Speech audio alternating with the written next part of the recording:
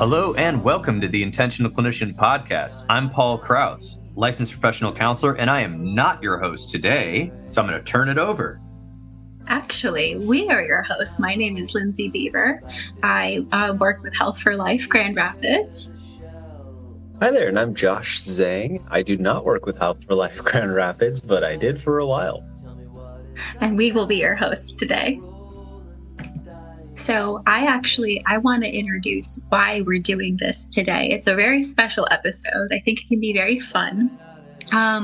One thing that inspired me to introduce this idea is just having worked with Paul for years and hearing all of the different amazing ideas and insights that he has. And he'll have lots of different anecdotes, and he just provides a lot of wisdom for everybody. And he does such a great job creating space on his podcast for everybody to share their insights and knowledge. And I know that he's done episodes in the past as well that talk a little bit more about his background. But more recently, we haven't really gotten to see a place where he has a space to offer up his insights and experiences and just kind of a little expose on who the man is behind the podcast. I've definitely benefited from and been very interested in the podcast in the past. You know, I've listened to a number of really good episodes. And so part of it was just wanting to give a space to have Paul be able to be himself. And the other part of the story, I don't know if Josh, you want to chime in, but we were essentially just talking and hanging out. We were walking around in a grocery store, and that's when we started talking a little bit about what kind of creative approach we could have to this. Is there anything else you want to add? Yeah. So I just want to share that I met Paul a few years ago, actually, when I was just fresh out of grad school, and he took me on as one of his supervisees. And I have to say that a significant portion of who I am as a therapist today is owed to Paul. He really, really nurtured my development and supported me through the whole thing. I mean, all things that he's talked about in the podcast before, but being someone that has been through that process of getting to work under him, it's been an absolute pleasure. And like Lindsey said, when we were in group supervision or individual supervision, there was always opportunity for us to listen to Paul share some really cool stuff, just all these anecdotes and aphorisms that really blew my mind. And so giving Paul an opportunity to really do that in a long format was kind of the goal here. And it was just a spontaneous idea that came up for us. We were walking around a grocery store. It was too cold out. Everything was closed in Grand Rapids. It was the middle of December. We didn't have anything else to do. So let's just go hang out at a grocery store and do like 50 loops until the employees look at us weird. But that's how we got the idea. Yes, exactly. So in a very organic way, we came up with this creation, and hopefully in a very organic way, we're going to allow ourselves to explore. And so my first question for you, Paul, is who are you? Well, that is an interesting question, Lindsey and Josh. And also, by the way, I'm very flattered by everything you both said. It makes me very happy because it's something I set out a long time ago to do, is to try to create a space where supervisees and counselors could have a space to work that was better than the other places I worked. And I think I accomplished that, though it was not easy.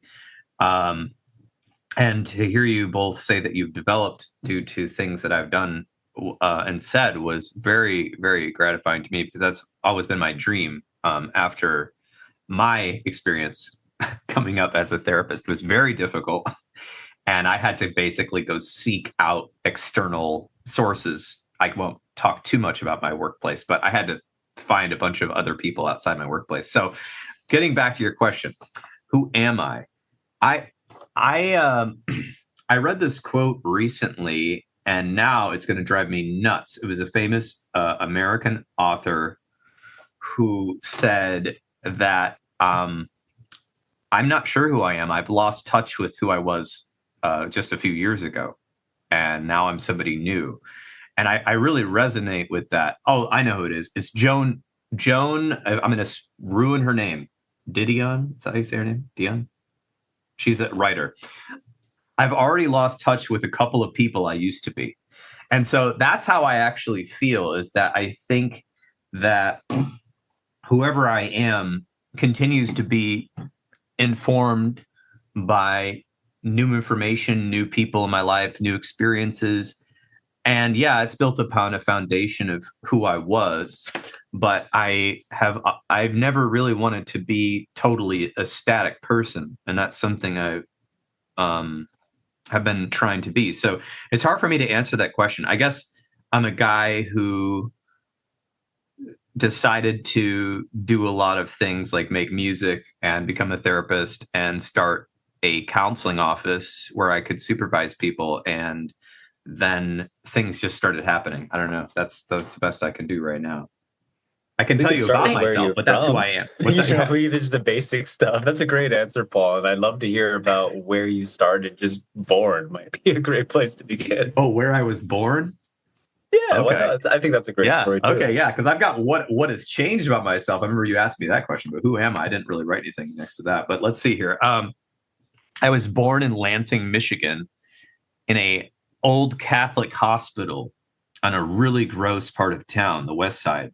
It's called St. Lawrence Hospital. And my parents were quite poor people that lived in a trailer park.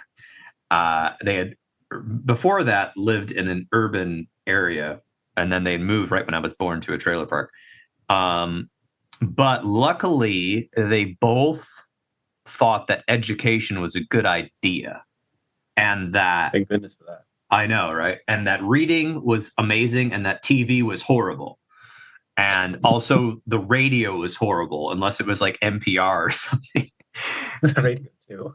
The radio, unless it was like classical or NPR or something. And they also were both like kind of like half-hearted hippies, I guess. So some of my earliest memories were hanging out at the East Lansing Food Co-op, which no longer exists in Michigan, and playing with the other kids whose parents were working a shift to get 30% off their groceries or something. It was like a food collective. So I was influenced by that. And, and then my parents got an opportunity to take over a motel because the people that owned it had fled to Canada after tax evasion. Because back then you could flee to Canada because there was no passport required. And it kind of fell into their lap. Somebody they knew was like, hey, you should have this business because then you could live there and you could fix it up and you can make money and you will not be as financially screwed as you currently are. So that's when I moved over there at 5. But anyway, I don't know. I could go my whole life story, but that's some of who I am. And I was thinking about that the other day in therapy because I was thinking about all the other kids in the trailer park. And I was like, why didn't they make it out? Like, I know a lot of them did not make it out and they are not in good shape or they're not with us because I'm 43. So, and I think it was partly luck of what my parents were into, partly moving, and also some weird experiences, depending on what we want to get into. So I'm going to turn it back over to you two to ask further questions. We gotta break out of this hell and step on High Street, where the river meets the road, and you never break the code, but that's alright by me. As far as I can see, it's still a beauty. Well, I suppose I do have a question, and if it's too much, you don't have to answer, but I wonder, you went through so many experiences back then. Do you still see different versions of you from that time in your life now, in your practice now, or in your work? Oh, yeah. Josh, did you have something to add? Yeah, similar concept. Just you often talked about the motel being a force that really shaped how you developed as a person, how you interacted with people. So really just Lindsey's question, but that's the thing that came to mind for me is how big of a deal the motel was for you. Yeah, I was going to say, the motel probably shaped me more than any of the trailer park shaped me a little bit because I saw my neighbors across the street eating donuts and drinking soda every day and going to Aladdin's Castle Arcade. And then they all got diabetes and died young, and it was terrible. And they died by the early 90s. And I remember kept asking my mom, why they're all dead now. So I'll say that. Why is JoJo in the hospital again? And my mom said to me, what's that? His name was really JoJo? Oh, the woman was JoJo. Oh, okay. I don't remember who the man was or their daughter. But my mom said, well, she doesn't eat fruits and vegetables. She eats donuts and drinks Slurpees every day from 7-Eleven, and that's not good for you. And so that was like she like answered me honestly. So that influenced me about health. Like, okay, you put stuff in your body and it has an effect on you. And now my neighbors are all sick. And then by the time I moved to the motel, like 4 or 5 years later, two of them had died. I don't know what happened to their daughter, but she was in her 20s. But the motel really shaped me in a way because, well, I think the trailer park shaped me because it wasn't safe. Like, bad things were happening. Like, I didn't know what it was. I just knew that I went over to one person's house and my parents had me babysat there one time, and they were nice people, but they were hoarders. So there was stuff everywhere, hamburgers on the floor, trash everywhere. And I remember they had 5 kids in this trailer. And I remember the mom was like painting with the daughter, and the daughter threw a cup of lemonade. And the mom was like, "You clean it up." And the daughter said, "No." And then she just left it. And I remember being like, oh my God, I'm sitting here trying to watch Disney on the couch, like hoping no weird trash touches me. And so that was weird. And then I knew that this other lady and her husband were having a divorce, which I didn't really understand what that was. And I knew that like my babysitter was like into drugs, but I didn't really understand what that was. And so you saw some insane stuff in the trailer park in the motel from a young age. Well, yeah. So basically I knew that wasn't safe. And I was like, I don't really like this, but I didn't have language for that. I didn't have an idyllic childhood. So then I went to the motel, and I mean, things happened to me along the way, but that's that's for therapy. But I went to the motel, and then I was like, oh, this is better. It's like kind of, it was like half a mile from a neighborhood. It was kind of like in a mini part of a city. It was on a major street. And I was like, oh, this is better. And then it was worse because, our house was like connected to the office. And so all the way until about 96, when my parents built an expansion, our house was super small. And so any time of day or night, somebody came to the office to check in to the motel, because back then you had to like check in with cash and ring a doorbell, and like nobody made reservations at motels. Like, you just came, Occasionally people would call and say, hey, I'm going to be there this day. And they'd look for you. But it wasn't like today where everything's on the internet and you know who's coming and you have their credit card and you have their ID. Like, God knows who was coming. And I would hear them, and my bedroom was right in back of the office. So I would hear them checking in, and it made me very anxious because there was just really, I could tell people that were not doing well were staying at our house at all the time. They were never leaving. I could go on about that, but the positive of that was that as I grew older and I felt a little bit more safe, there were really interesting people that came, all different nationalities, ethnicities, all different socioeconomic status, because we were the only motel in this town right outside of East Lansing. A lot of people wanted to save money, not stay at like the Marriott or the Hilton. So they'd come to us to save money because it was cheaper.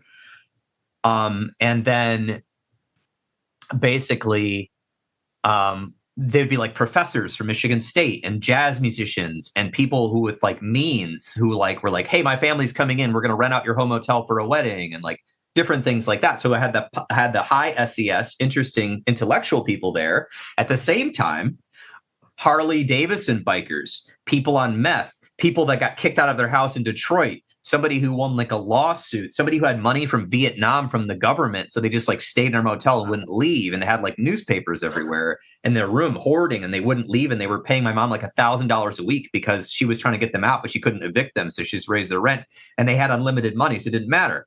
And, just the most bizarre. And the people, my mom used to have workers stay there. Like, so people that would work for us would stay there for free, which is a bad idea. If you have a motel, don't do that. So I had constant interaction from people that were not my nuclear family or my friends that were at my house at all times, which was not very comfortable. I'll put it that way. So that shaped me because I had to learn to deal with all different types of people from all different walks of life, basically.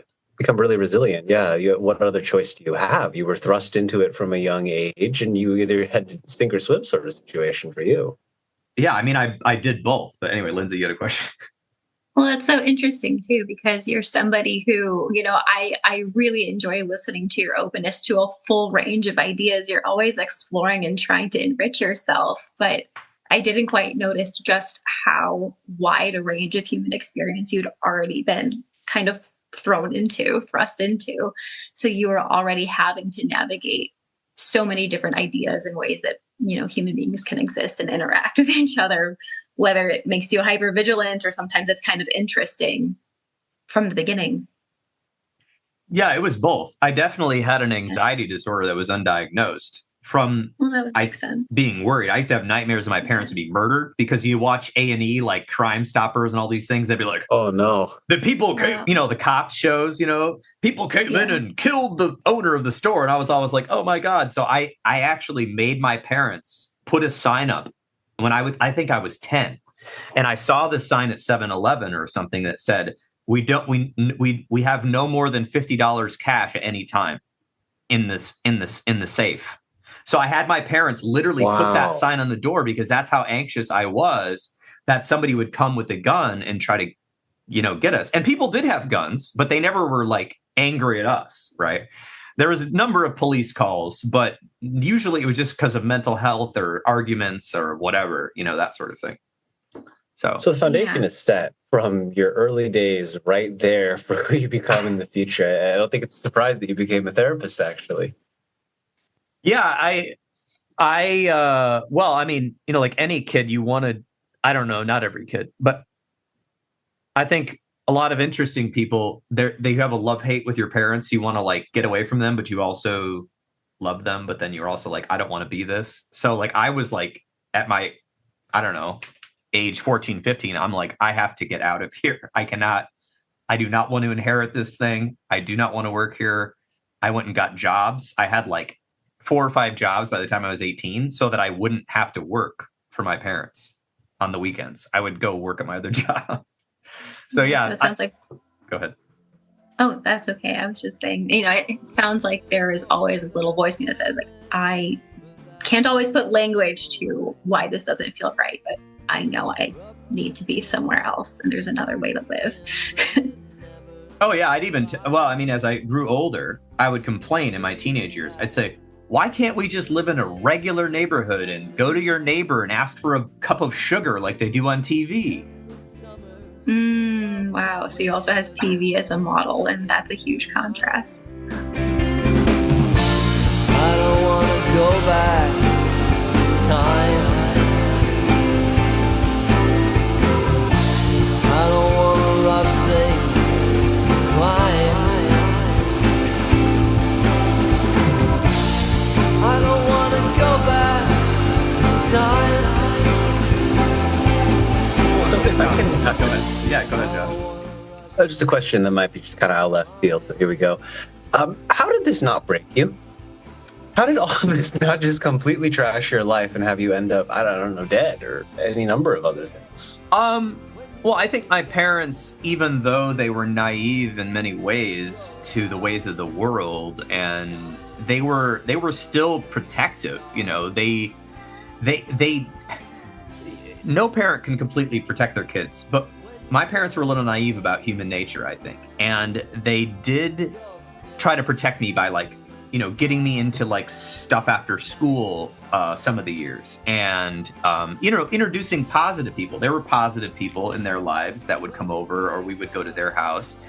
And by I said, hey, I want to join swim team. So they got me in this summer swim team, and it was, a mile away. We would they would do enrichment activities, even amongst what I would call kind of chaos of living at your business that never stops. They did that, but I do think it did break me. I feel like it did, because it made me not, and I think in a good way. I think when kids go away to college, or they have something happen to them, a traumatic event, it breaks their idea of what the world is. So I think it did break my idea of the world, because when I would go to my friend's house who lived in the suburbs or something nearby or whatever from school, they had they were way more naive than me. They didn't know things I knew. They they were scared to talk to people at stores or restaurants sometimes. And they, you know, some of them were sheltered to the point that when they went away to college or they went away to work, that they had like really horrible things happen to them because they hadn't had bad things happen to them before that, where I had, and I had been faced with. Vaccinated.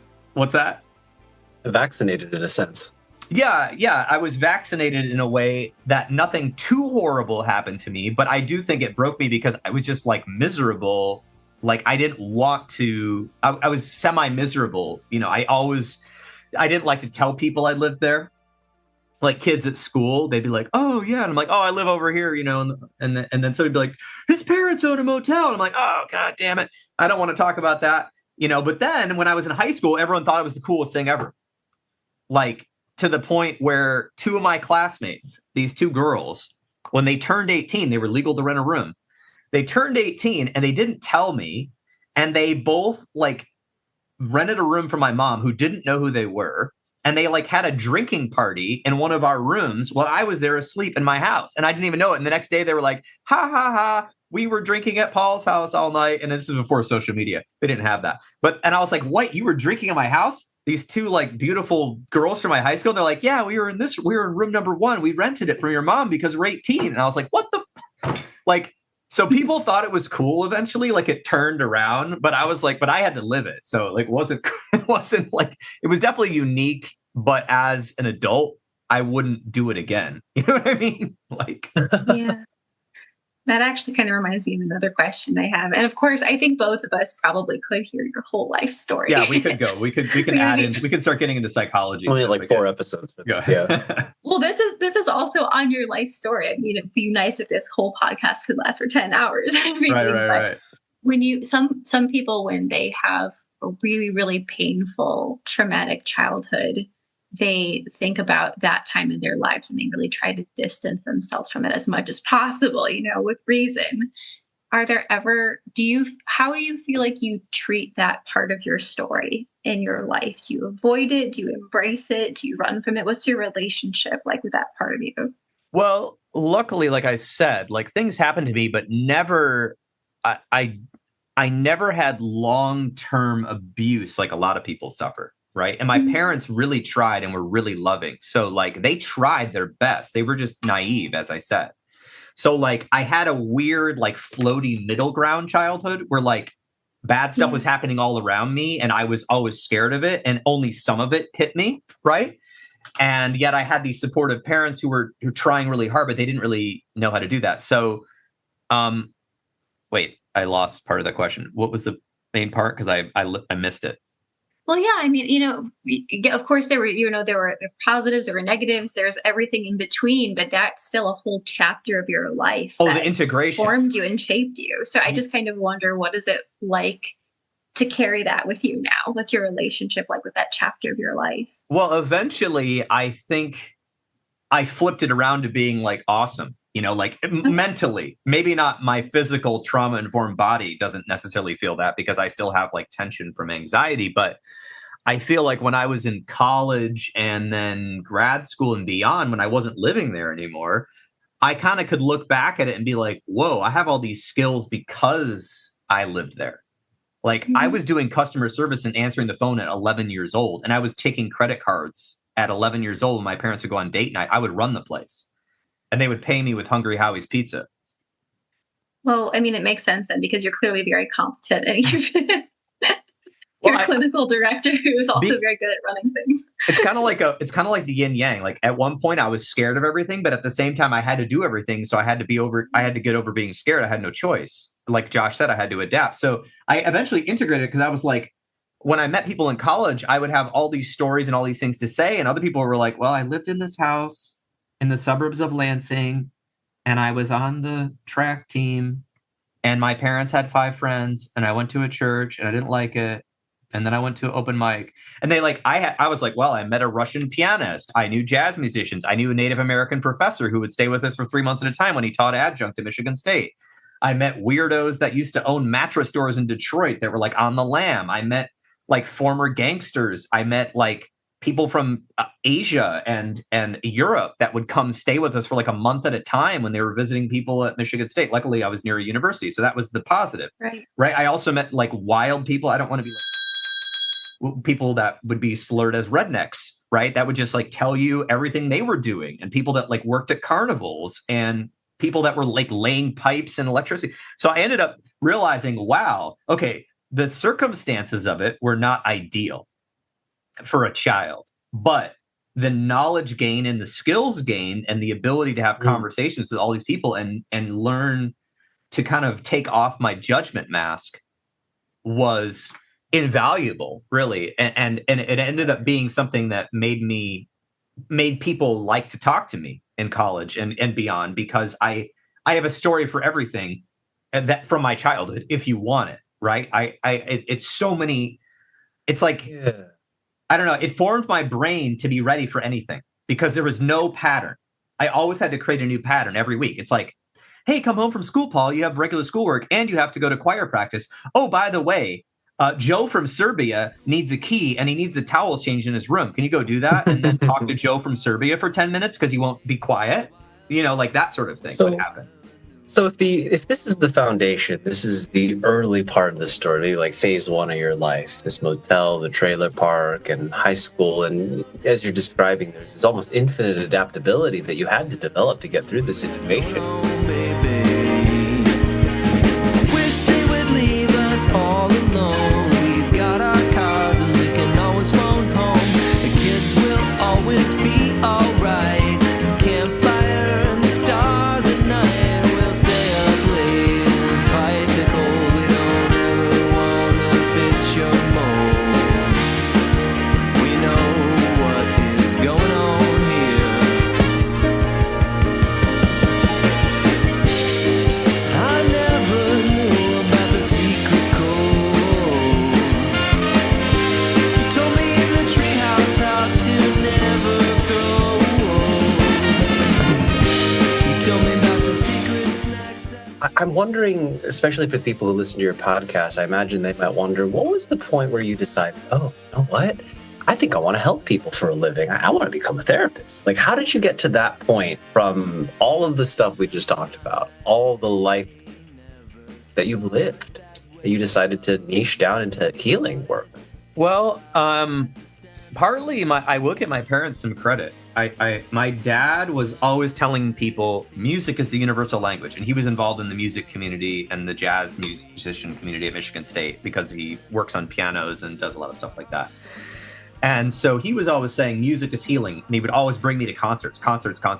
Like I met Johnny Cash when I was 12 or 11. You know, like I meet musicians. Like, yeah, like my dad would get us in backstage at places, and he knew all these people that would come through, and so that was part of it. And then my mom was the other. My mom was like a social worker with no boundaries, because anytime somebody was in trouble, like at the motel, she would be like calling like women's shelters and food pantries, and she'd be like, oh my God, we got to get you into because they would come in with no money, right? And she'd be like, we need to get you settled in a safe place. And she would like help all these women that would come through, well, and men, but a lot of women, suicidal men. My parents would help them and like get them into services. So I saw that growing up. And then my parents, the positive and negative is they brought me up in sort of religion. The positive was that luckily they couldn't agree on the type of Christianity. So I ended up going, oh my God, I probably went to 20 churches by the time I was 16. And then I had friends who were from Buddhist families. There's a large Hindu population from where I grew up. So my friend brought me to Hindu. My other friend brought me to Buddhist. I had multiple Jewish friends. And so they would bring me to the Hanukkah celebrations. So I was inundated with all types of different religions. And when I saw like the difference in Christianity, I was like, this is the most whacked out religion ever. There's no consistency. Everyone thinks they have the answer. So in a way, the Christian message of Jesus, like helping the poor and helping the widows and helping the children and not discriminating, like kind of resonated with me in a way.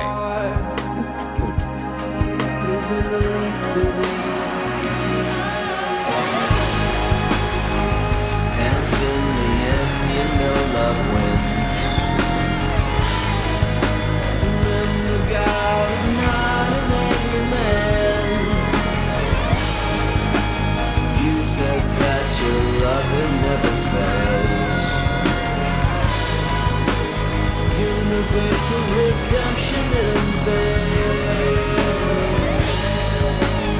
God is more like an event, reading all of space and time. Love for the smallest one to the farthest star. So I knew I wanted to heal people, and I had a dream when I was in college. I was trying to be a teacher when I was in college. And I was trying to be a teacher, and then I was like, God, this sucks. I'm drilling this information into kids' heads. It's horrible. And it was my senior year, and I was like, okay, well, I've got enough psych credits. Maybe I can do a double major. And then the lady's like, well, why don't you just get your minor in psych, because you can just go to grad school with a minor if you aren't going into social work. And I said, okay, I'll do that. But I had this dream, and I don't know how the dream came about, but it was this dream, and it took place in a coffee shop, because I've worked at like 4 coffee shops in my life, and I had this dream where that people could come into the coffee shop and they could be themselves, and I remember the people in the dream that were coming in to be themselves were like getting some coffee from this. Not a coffee, like not a barista, but like from a whatever little carafe, like a tap. Yeah, like a tap. And like then a coffee tap. Yeah, like a tap. Yeah, and they would get like water, and then they would like hug this guy. Okay. And I don't know who this guy was, but they were hugging this guy, and they were like, "Thank you for, I can be myself here." And I remember waking up and going, and I wrote in my journal, and I was like, I want to make a place where people can be themselves. But I had no idea what that meant at the time. I didn't know that meant a counseling office where people could be honest, because back then I still didn't know how dishonest our society was. I didn't understand this concept of authenticity that came out with Brene Brown. Well, she popularized it in the like 07, 06. That wasn't even on my radar. I never heard of that word until Brene Brown came out with her books. But yeah, I had this dream to make something. And so I always thought maybe I should make a restaurant or a coffee shop where we could have like performances and like open mics and stuff. That maybe that's my dream. But then I just like kept being a teacher until I decided, you know what, I hate this. I'm not doing this anymore. And because I worked in the inner city, all the kids were just like, my mom hits me. And I'm like, oh shit, I got to call CPS again. So then like one of the people at the school, oh no. And then they would stay after class and talk to me, you know? And then I was a sub for a while. And then I finally talked to one of the school social workers, and she's like, oh, why aren't you in psychology school, like, or social work? Why don't you just go do that? Like, that seems more in line with what you're doing. But like, cause you don't like teaching. You just like hanging out with the kids. And I was like, yeah, I do. You know, Lindsey, we've both known Paul for a while at this point. But listening to him talk about all of these things, some of these are new to me. I'm seeing so many threads come together. I don't know if you're having a similar experience. I am having the same experience. Exactly. Yes. There's so much of it's Paul like, that we didn't know, but we did know. It makes sense. It completely makes sense. Absolutely. And that's so much of how your approach is at Health for Life, too. You try to give everybody a space to be themselves, to learn from them instead of putting things in their heads, right? Everybody's cross-pollinating ideas and growing, and you give everybody a safe place to essentially become the clinician that they want to be. So that's really beautiful to hear how everything is tying together. Yeah, from coffee shop to counseling office, man, that's what a job. I love it. Well, and I knew I didn't want to work in food after I worked at Burger King. I worked at a country kitchen. I worked at Little Caesars. I worked at Caribou Coffee. I worked at Big B, which I won't say the original name of that coffee shop. I worked at, oh God, I don't even know. I worked as a painter. I worked as odd jobs. I worked at the YMCA temporarily. I did all these things, and I was like, that's not it. I can't do this my whole life. And so it motivated me to get education, I guess. So that's really interesting then that you've stayed on course here. You know, you've stayed on course with this career path that you picked for yourself, despite the fact that you had to go in so many different directions and explore so many different things. Like, this was truly truly your path. And actually, not to go on to a tangent, but I wondered, you've had different episodes where you've talked about, yourself as a professional, yourself as an individual in the past, and you started Health for Life, not that long ago, but now it's gotten a bit older. Do you feel on this course that you've been taking as a clinician and as a clinical director, have you noticed yourself starting to branch out into different directions, or how do you feel like you've evolved? Yeah, actually, and then we'll probably get into some of the counseling and the whatever, all the world questions you guys wanted to ask me about, my personal questions. But I would say, yeah, I'm in a weird transition point, because I've been a therapist for 18 years now, licensed in multiple states. Almost 20. What's that? Almost 20. We're getting there. Almost 20. I started grad school 20 years ago, actually. 20 years ago this year was my grad school start. Wow. So technically I was in my internship 19 years ago at Loyola University, Chicago. But I would say I'm in a weird transition, actually, Lindsey. That's a good question, because a few years, I think 2 years ago, I got to the point in the business where I was no longer relying on my clients for my income, where the practice is making enough money that I could have a salary and not worry about seeing clients. But I like seeing clients. It's actually the best part of the entire job. That and supervising I love supervising and I love clients. I love it so much. But the industry we're in is so insane and so at risk, and there's so many difficulties with the healthcare system that I found myself trying to figure out ways to make everybody's business stable that I do business with, like all the therapists, how to elevate our practice, which helps everybody at the practice like stay busy. So I've gotten a lot into advertising. I've got a lot into education of people. I've got a lot into, I'm getting more into, I used to be a lot into advocacy. That was like I did in my spare time was like advocate for different groups and causes of people that were marginalized. And now I'm trying to figure out how to advocate for mental health to be more part of our society instead of something you just do 1 hour a week.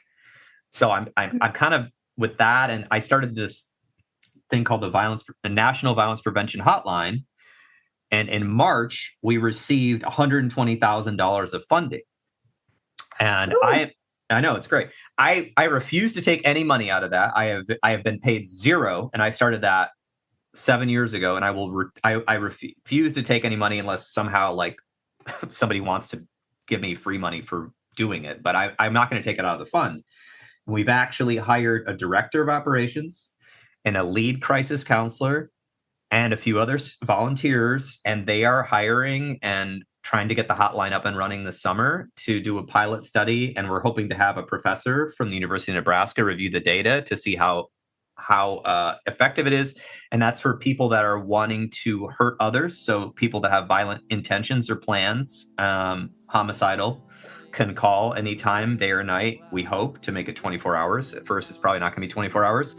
And or family members who are afraid to call the police or mental health professionals. So I've gotten into that because I felt like that was a missing gap in our country, and it's something I'm passionate about. And I finally found that it did resonate with enough people to give us that amount of money. That was all from individual donors. That was probably 200 donors that did that. Maybe 250 donors donated all that money to the nonprofit. So there is no answer for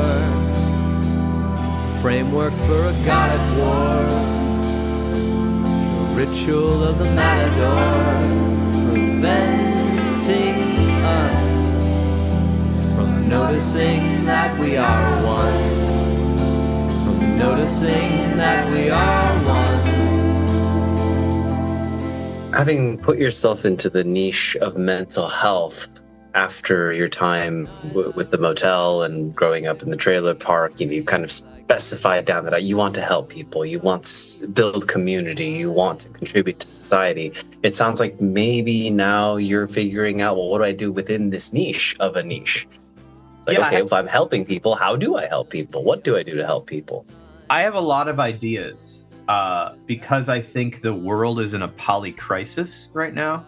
And maybe it's always been in a polycrisis, but now the crisis stakes seem a bit higher with the technology. Everything's on fire, and the fire's on fire. Pollution, climate issues, misinformation, disinformation, AI, all of these things that are happening. I feel like on one hand, I could be blown by the wind and try to just do everything. And I'm trying to figure out what are ways I can logistically help.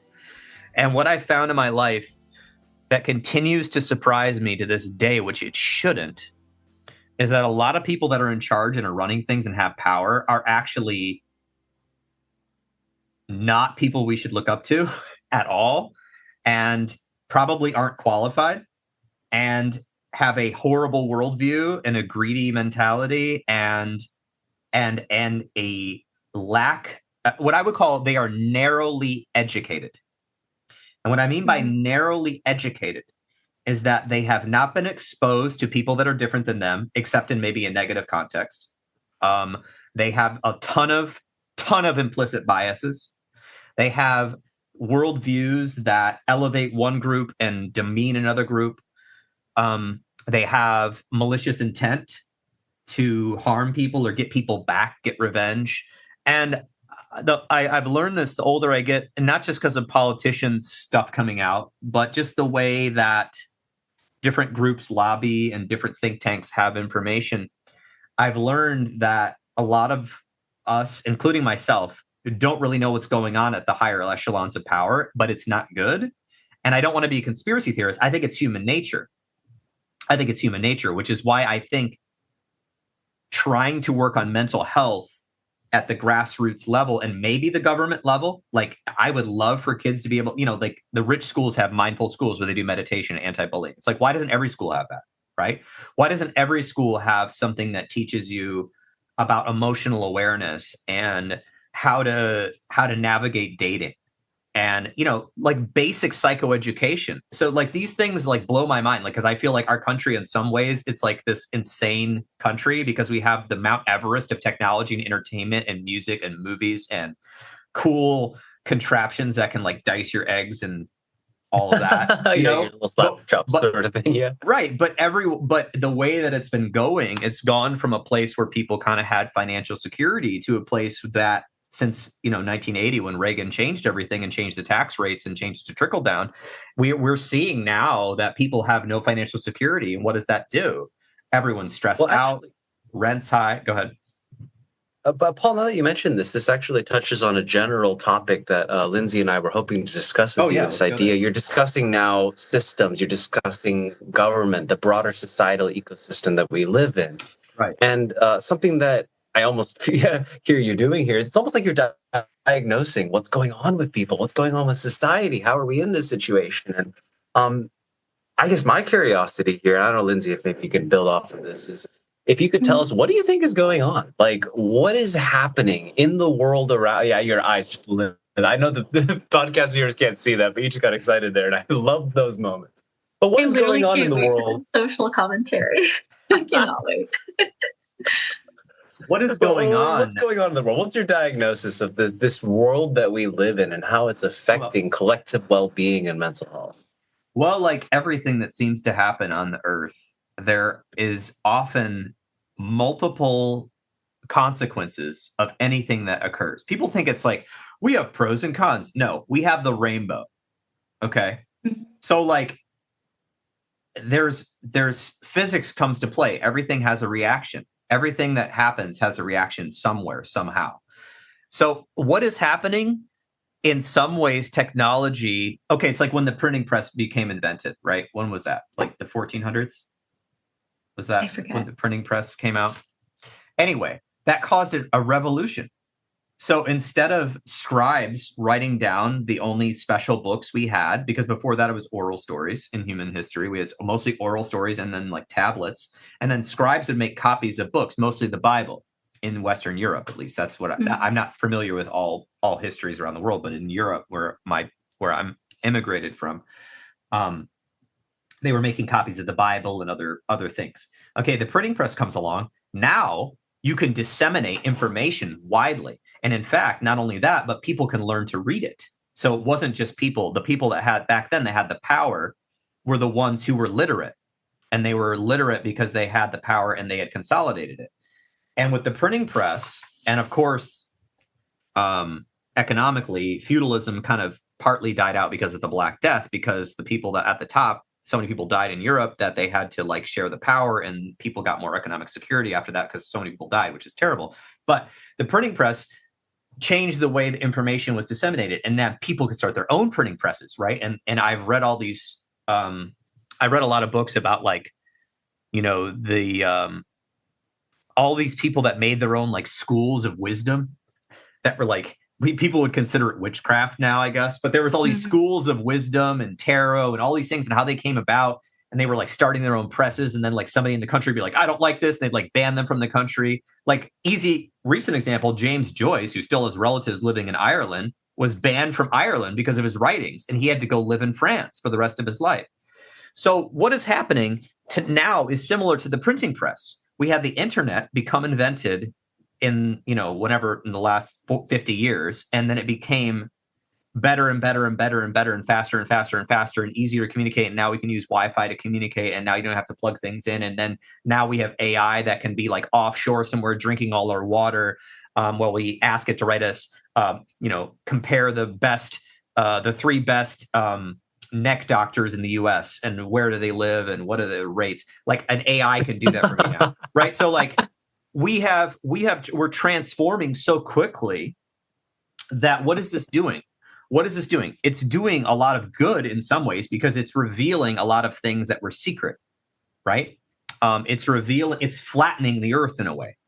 The power structures can flatten because we can find out stuff about people's dirty laundry on Twitter, now known as X, whatever.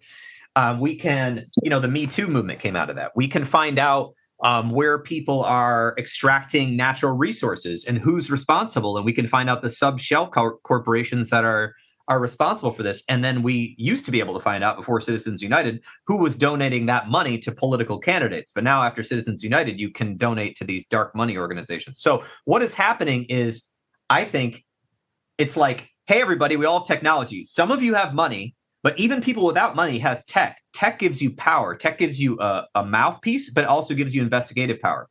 So I think we're in a massive chaotic rush to uncover problems, but yet it's creating more problems because I think right now, and people have theories about this, that the internet is being censored out of control in the US and other places by the government, lots of things that they don't want us to see. But it's given people connections around the world. Right now, as we do this podcast, Lindsey is out of the country, right? Working remote. Josh is not working, but he's in Sicily, right? Is that where you are? That is correct. On a fucking island. He's on an island. And here I am in Michigan, right? And I was working remote of just a few weeks ago in Arizona. So like it's changing everything so much that it's hard to tell what's going on. Does that make sense? It's hard to tell what's going on. In some ways, secrets are revealed. It's a flood, right? And so what is going to come out of this? I don't know. I mean, we can see already what's going on is that authoritarianism is on the rise in almost every first world country. We need to clamp down. There's too much chaos. The people have too much of power. They have too much of a mouthpiece, right? At the same time, these people are all getting addicted. I don't like to use that word, but here we go. They're overusing technology. They're on their phones too much. They're looking at the Gen Z calls it brain rot materials. They're losing skills in some ways to technology. We're giving up skills. I love the little air quotes that you use with brain rot there. That was just going to share some of your better. Your brain rots when you're dead, but when you're alive, it's technically just bored. So what is happening? There's so much happening that my partner, Nicole, Dr. DeCane, she calls it a fire hose to the face of information. All the time. I love that. I thought of that before. Yeah. Yeah. Well, yeah, I heard that for grad school, but it's way bigger fire hose. I love that she put it that way. It's a fire hose to the face. And so now it's like this, it's like you have the information, like we have all of the world's wisdom, and AI can say, give me 20 Marcus Aurelius quotes, arrange them in a calendar so every day it reads it to me, make me have a journal prompt. Okay, but guess and that what? would be a wise use of AI, right? relatively speaking. But what are we doing with it? We're creating, deep fakes of people, of Joe Biden and Trump kissing. We're creating, Ghibli versions of that same scenario. Yeah, who knows what? If I can add something to what you're saying too. I don't remember the name of this book. I was just talking with somebody about this. Somebody's reading a book about how essentially, Gutenberg invents the printing press, and all of a sudden information is spread en masse. People become more literate. And the consequence of that is actually a lot more revolutions started springing up across different societies because people had this access to information. And at first, they didn't really know what to do about that rapid spread of information. Now we have all of this electronic media. And in the book, they basically are arguing we still haven't figured out how to do this either. And you see the spread of, different revolutions are happening. There's a lot of, social unrest. There's a lot of civil war type stuff, et cetera, et cetera. And I think it's really interesting that you point out that electronic media is a huge cause of so much of this, because historically that was true in a previous chapter of history as well. Well, people are easier to control when you have, back in the early 80s when I was born, you had ABC, NBC, CBS, PBS, Christian television, and a few other things. Now, and then in the 90s we had cable. We had 50 channels. Then we had 75 channels. Then we had 100 channels. And now we not only have, possibly, if you go on your Roku, which is just the mainstream ones, probably 300 options there. You have every single person on the planet can make their own YouTube if they have access to technology. So what is that doing? It's leveling the playing field in some ways. And in other ways, it's obscuring good information. And who do we believe and who do we listen to and what's their motivation? Who's paying them? So I think what's happening is that, and I think Josh and I were talking about this on WhatsApp, I think in one hand, while technology is undercovering, and, for instance, technology has helped people unite, Chipotle workers, Starbucks workers having unions, right? It's also causing massive problems with children. We see, mental health problems with children going through the roof because the safe container of your neighborhood and not knowing too much until you're older is going away. And, parents were, back in the day in the 90s, they'd be like, watch who's influencing your children. Make sure they don't watch MTV. They should only be watching things like PBS and Nickelodeon sometimes, right? Like, so that good luck sheltering anybody in the age of the internet. It's impossible. There's no sheltering. So God knows what these kids are exposed to everything by the time they're like 12, if their parents don't lock it down. And even if they do lock it down, they're going to hear about it at school. So in some ways, I think it's causing like a flop response in kids. It's like we're overwhelmed. The world is too scary. There's too much. I know we're losing like that magic of being off the phone, right? I mean, I've been doing experiments with myself. Go ahead. Even as I'm not even a child at this point, but when I look at the world that I'm in right now, I get overwhelmed. I'm like, what the fuck is this shit?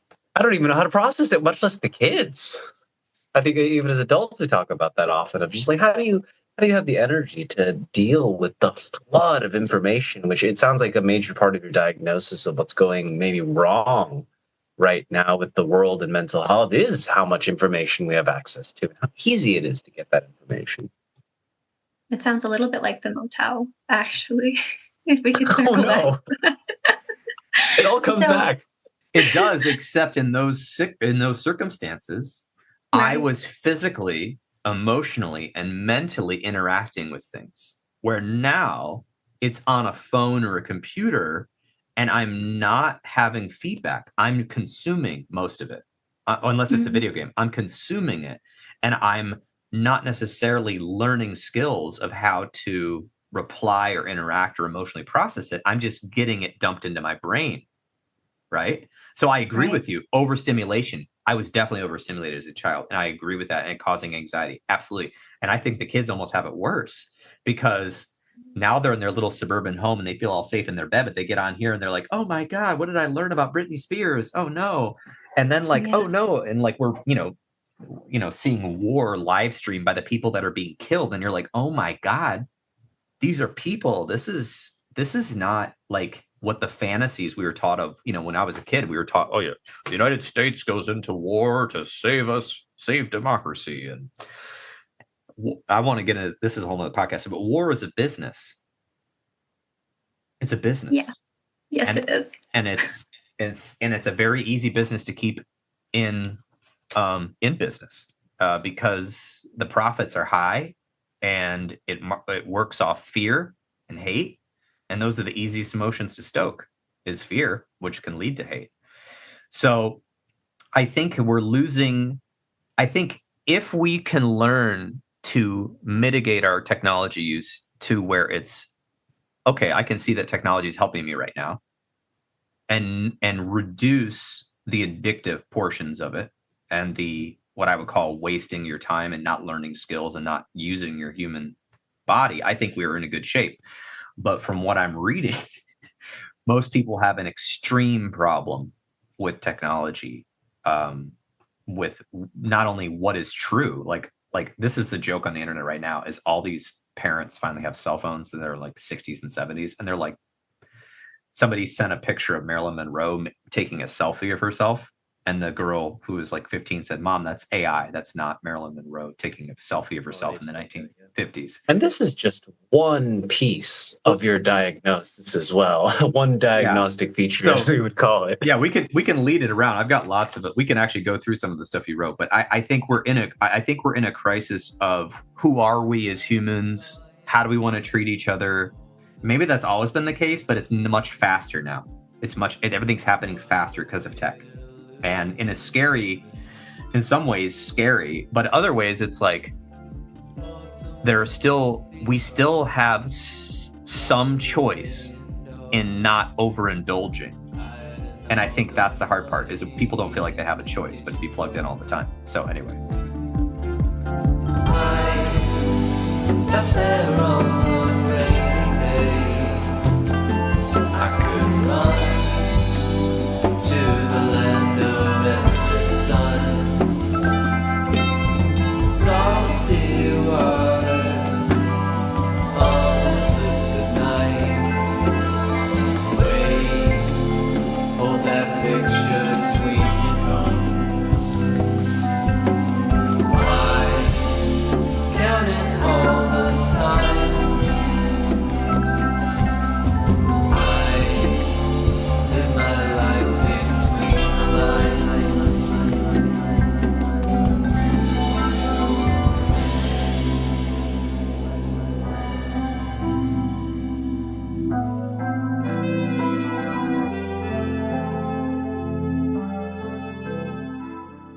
Well, I wonder then. I mean, you're such a world builder in so many ways. You see these gaps in society and go, you come up with a creative idea about what to do. What do we do here, Paul? Especially as clinicians who only get to see a certain amount of clients a day, and we get to, invest in other types of systems and, mutual aid, et cetera, outside of that. But what would you recommend people that listen to your podcast think about doing if they want to, engage and in some ways disrupt this cycle or support people through it?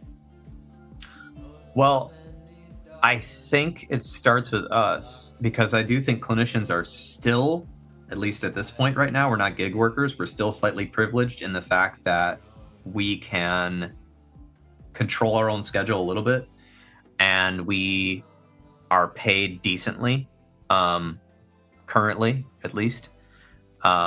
I think actually, funny enough, you look at inflation, we're actually paid horribly compared to what the therapists are making in the 90s, but that's a whole nother topic. But considering what most jobs are right now, I think we're doing okay. So that gives us a little bit of privilege to be able to unplug, invest in mutual aid, invest in local things, not work like 55 hours, hopefully. So it starts with us. And I think do an experiment on yourself of accountability.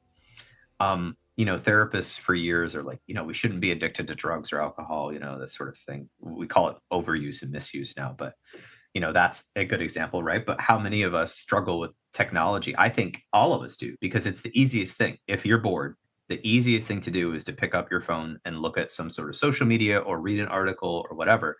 And there's nothing wrong with that, unless it isn't, what are you trying to do with it, right? So what do? I try to set limits with myself on my use. I try to read old magazines. I read like the McSweeney's and the Believer magazines. I like those. I do read things on the computer and the phone, but I try to make sure it's like intentional. I try to limit my like what I call like roulette of whatever I'm going to see on social media, because that does influence how you think. That being said, I think investing, what really happened, like everything that we see in the news started locally somewhere. So try to invest locally in your community with people in relationships, or on the internet. If you can't find your tribe, I think this is a good use of the internet. If you can't find your tribe locally, find a tribe on the internet and use the internet to create connection between you. I feel like that's a very good use of the internet. I guess what I'm more like saying against is like constantly refreshing the news app and going through social media and scrolling endlessly with suggested posts. I think that's not really very good for our brains. I think it's entertaining. Nothing intentional about it, if you will. Right. Nothing intentional. I think it's fun. Like, I allow myself 15 minutes a day of brain rot. I'm like, I'm going to scroll through these comedians and musicians that I follow, and maybe that'll lead me to something, and like these local businesses, and see what's there. But then I try to like get myself off of it. I have a timer set. So anyway, that's all I can do, because these crises are so big that here's the problem. I think that we're going to have things get so bad that we have no choice to act, because the average person, again, economically, because of the economic model shifting in the US and maybe in Europe, I'm not really sure about Europe as much, but people are working more than ever. They're paying more than rent than ever. They're paying more in student loans than ever. They're paying more of the groceries than ever. All of that stuff was predicated on an older model where things cost less. And so our lifestyles got used to things costing less, and we still want to do all those things, and we want to be a part of those things. And yet now people, what is the only option? Work more, I guess. Make more. Like, how do you survive if you want to continue that lifestyle? And then for some people, affordable housing, affordable housing is one of the biggest issues in my mind, in the US anyway. That is going to cause more cultural upheaval. I don't know. And I'm just kind of like going all over the place. I guess you could ask me more specific.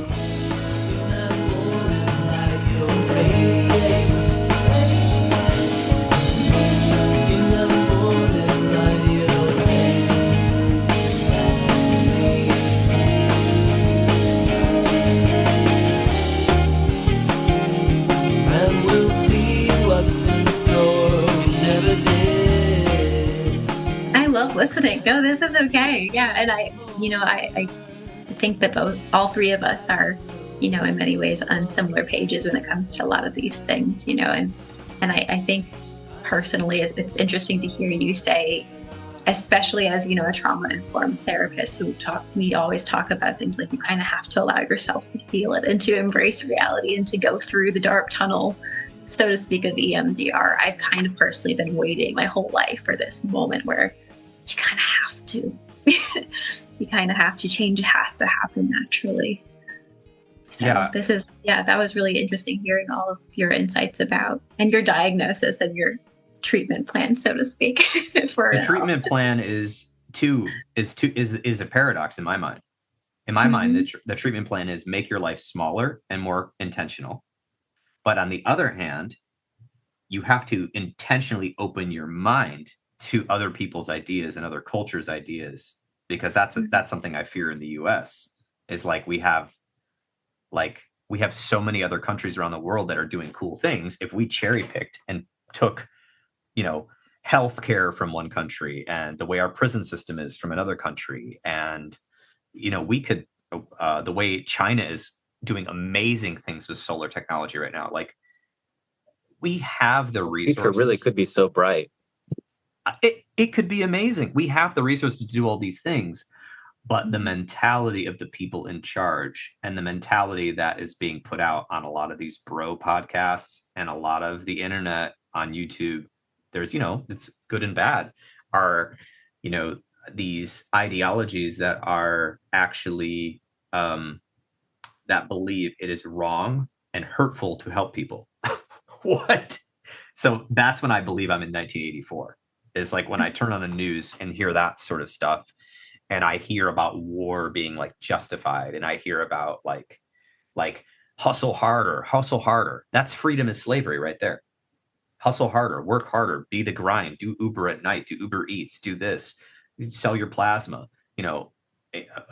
have 5 roommates, like eat, buy one loaf, like all this like work harder shit. It's like, yeah, you've accepted that this is not how we have to live, right? But again, we all have to pick our issues because there's too many issues going on, right? The hard part is we all adopt an issue, but then there's so many other people that are so busy with kids and, just surviving that they can't adopt an issue, but they're being afflicted by all these issues, right? And again, that's where the power structure comes into place. The power structures that I think, thrive and they profit off this. They profit off war. They profit off chaos. They profit off. Can you speak a little bit more to this power structure concept for maybe someone who is not familiar with this idea? What do you mean by that, and how are you seeing this show up in the world and how it affects people's mental health? Well, there's so many ways, but I'll just go in the U.S. because the U.S. is easy for me. For instance, okay, if I go to business school, what's my intention? To have a business, to make money, to make a profit. Well, yeah, to be successful, yeah. Yeah, whatever that means. But what I've found is that in most people that are going into business, they want control and they want power so that they stop suffering from a lack of resources. But when they do that, they push so hard into it that they forget what it's like to lack those resources. And thus they become corrupted by these things, and they make it intentionally difficult for those under them. So like, you remember there was this guy named Sheldon, I think his name was Sheldon Anderson. Was his name Sheldon Anderson? He died in 2021. He was the American businessman. He was a huge donor to the Republican Party. I think he was a billionaire. He owned a ton of, he was 29 billion he died with. He was bullied as a kid when he was in Boston. I think he grew up in Boston. I can't remember the whole thing. I read his life story one night when I was tired. He grew up in Boston. He was like bullied, and his parents didn't have any resources. And this is in the 30s. And he was, I don't know. I'm not going to say he did everything bad. But he was bullied. He was short, all these things. And he worked his ass off, and he found his power in business. And then he created all these casinos. He created all these businesses. And then in my mind, he started becoming a miser and treating his workers horribly and donating money to causes that I think are hurting people instead of helping them. So it's like he went from being that poor kid to using business as a structure. So it's like this. How do we in the US let businesses thrive and have the opportunity to make money while protecting citizens? Under 36 moons.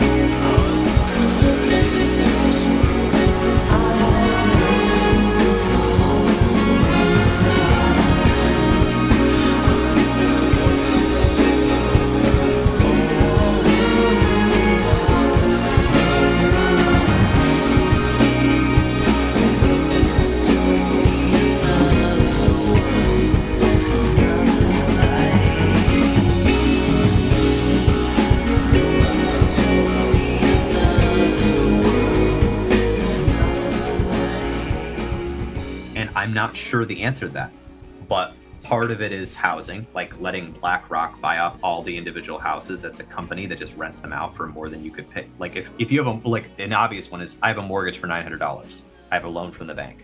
But if BlackRock, which I believe is the company buying all the houses in the US, buys that because they have all this cash and capital, and then they rent that out at market rate, they're letting the market dictate. They're like, oh, we're not doing anything wrong. It's the market. The market says it's $1,600 a month for this home. So then a family moves into the home for $1,600 a month. They never have that, because of the jobs, they never have that margin to be able to save the money needed to buy their own home, right? And I'm seeing this happen right in front of my eyes because of technology is actually helping, because you can now, Google search, what are the houses in this area? How much are they worth? Where's the Whole Foods? Where's the Trader Joe's? What's the school district? And you can have computer programs doing this math. So in ways, I feel like business has gotten out of control. On the other hand, if the top 1% were paying a 78% tax rate, which they were before Ronald Reagan, and all that money was put into programs to help people get jobs and help people start their own businesses and help Americans have their own housing security, maybe I wouldn't be against that, right? But so I see it's like this. It's like the cards are stacked against anybody that isn't born into money in the US right now. And to me, that is creating a lot of problems and stress for most people. Thus, we see substance use going up, domestic violence going up, violence in general. There's gun deaths all over the US every day. Like, I don't remember how many a day, but like so many people are upset. Too many. Yeah, too many. I'm not saying it starts with money, but I think it's easier to solve social issues and to educate the public and to get and to have a cohesive society that agrees when economics are a bit more fair than they are right now. That's what I would say. Well, so I wonder then, and this isn't quite linked to our role as clinicians necessarily, but for people's mental health outcomes, it's tremendous. What do you see being some important factors that could shift that balance of power and privilege in our society? What could ordinary people do? It's difficult because I think the powers that be I think the worst thing about this, everything I just talked about, is it's stealing time from people. And I see it in myself. I have been successful because I have sacrificed free time. I've sacrificed artistic time. I've sacrificed time with friends because I took out student loans and I took out loans to start a business, and I had to do stuff that I couldn't afford to pay somebody for. So I think the worst thing that's happened, especially since 2008, that was a crisis, right? Well, guess who benefited from that crisis? The rich people, right? Guess who benefited from COVID? The rich people. And now they're so rich that we've never had people this rich on earth ever, maybe except since like kings of 5,000 years ago or 3,000 years ago, whatever. So it's taking people's time. And I think the hard part is everybody only has a limited amount of time. It's a finite resource. So how do we teach people to balance their life when they're just trying to fight to survive? I think that's difficult. I think then the way to be human is difficult now. The way you have to be so thoughtful and intentional to make sure that you see your friends, to make sure that you go on walks, to make sure that you go into the forest, to make sure that you pet animals, to make sure that you're doing things that are pleasant and within your wheelhouse. And how do we change the system? I'm not sure. I think the system is getting so out of hand that I don't know how to change it, because now the government, in my mind, it was owned, but now it's completely owned. It was partially owned, I think, since the 70s or 80s, if not before then, but it was definitely economically owned since then. And I think the people making the people who can afford lobbyists to make the rules, now they don't even need them because they all speak the same language, all believe in the same ideology. I was going to ask a little bit about, because we do have such limited time. We as therapists only have an hour a week in most cases, less even to do anything with the people that we work with. But what you mentioned actually brought up a different topic that I wanted to touch on first, which is this idea of change. Oh, yeah. Well, obviously, it would seem, at least at face value, that things need to be a little bit different in this world that we live in. But the question that comes to mind for me And I think it's so essential to the work that we do as therapists is how do people change? Why do they change? What causes them to even change in the first place? Because I would say that what we're attempting to do within each hour that we meet with these with our clients, with these other humans, is create a space where that change can happen. But that's such a mysterious thing. How, why, what, where? And I would love to probe your mind a little bit more about the nature of change, if you're willing to just speak to that. Yeah, I think there's way so many things I could say about change, but let's start with two of them. One is the easy one, which is when people have trauma.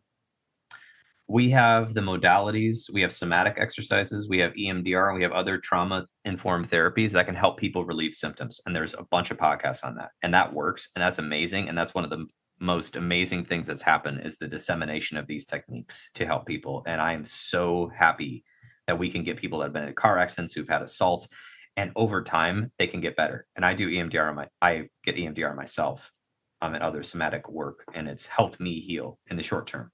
But I understand that I can afford that. Not everybody can afford that. Of course, we do at our clinic take Medicaid so people can afford it who can't afford it, basically. But the other road is this.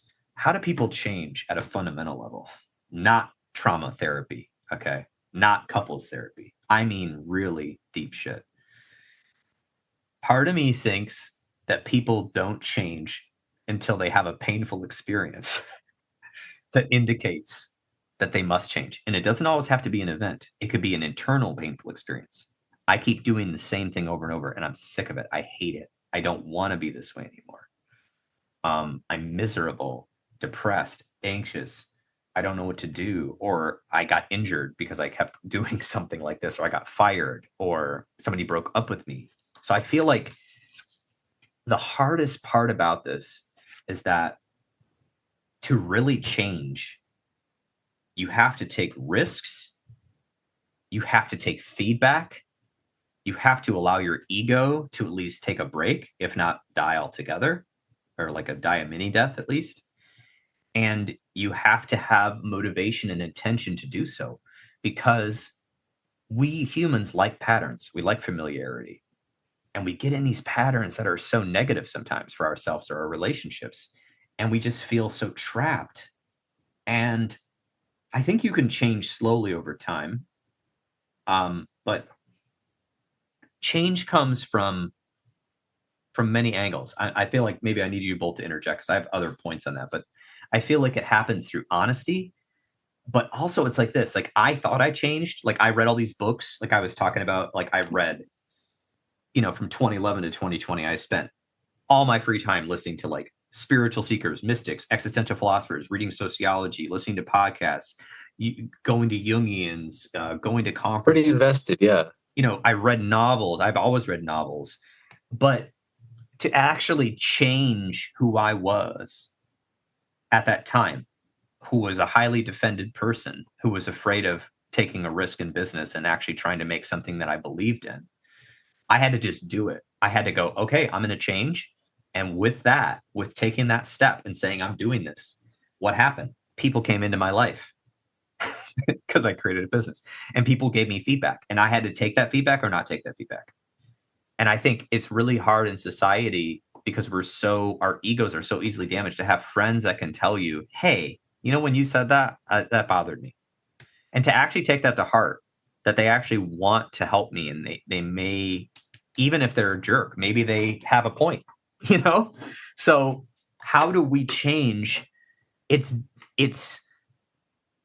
like we have to take the risk to change, because even if change is better, quote unquote, it's still scary. It's scary because we've never done it.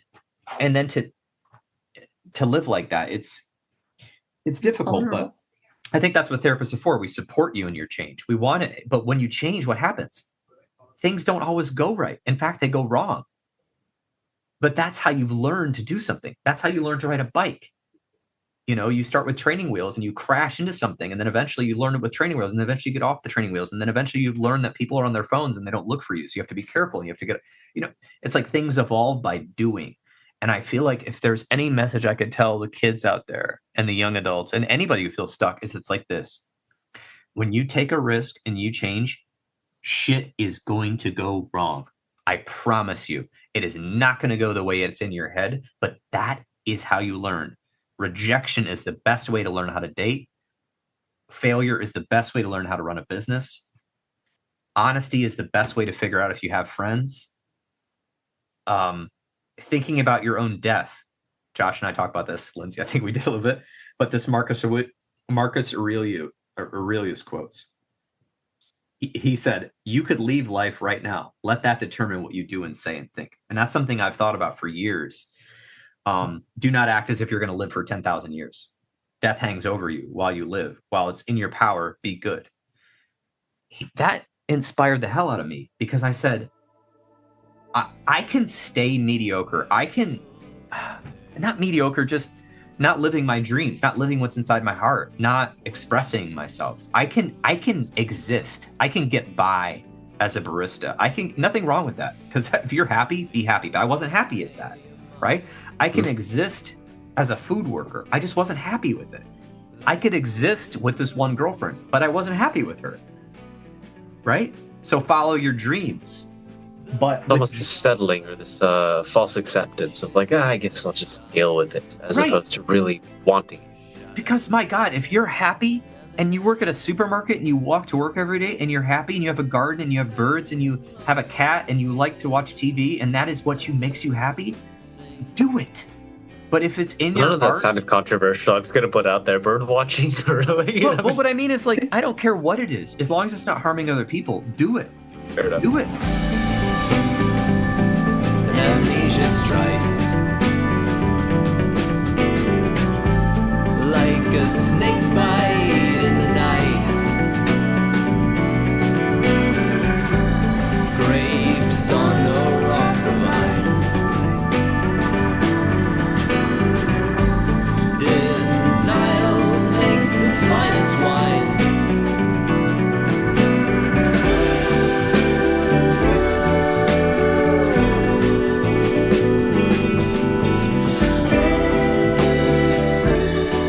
So, like, I wasn't satisfied with that. I wanted to learn more. I had some sort of hunger inside of me, and I felt like I needed to try to make music and try to do other things and try to help other people and to be able to be different than what they were before. And to do that, I had to change myself. And it sucks. You think you've changed yourself before? Just wait until you get all these people in your life who give you feedback. And surprising stuff, you know. You're blind to your own. Like I'm like a do-gooder. I want to do good for people. I want to help people. So I was always trying to do good. Well, sometimes it's wrong. Sometimes you trying to do good is the wrong thing for somebody, right? And you don't know that until they tell you, and then you're like, what?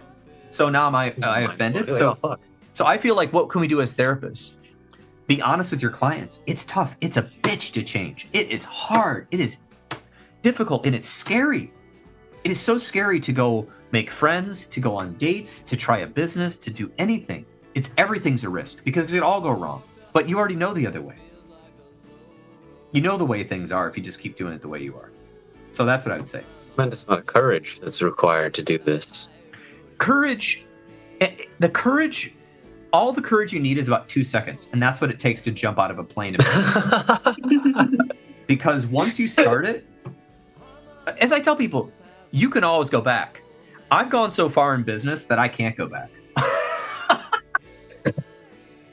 You gotta, close the door behind you in a way. The only way I can go back is if I sell the business or go bankrupt. I'm too invested. The business is now part of my life. It's part of me now, you know. Like, I took a risk, and it's big enough that I want to make it good for people, that they have an income and that they are good, or else whatever, right? But if there's levels of risk. But anyway, more questions. What do you got? We got. Well, so on that note, I mean, when it comes to collective change, then if people tend to be very resistant to receiving feedback, if cultures and systems seem to be very resistant to self-reflection and feedback, how do you feel that cultural change can happen right now, should be happening right now? Oh my gosh, I have so many opinions on this. Thank you, Lindsey. That was a very good question.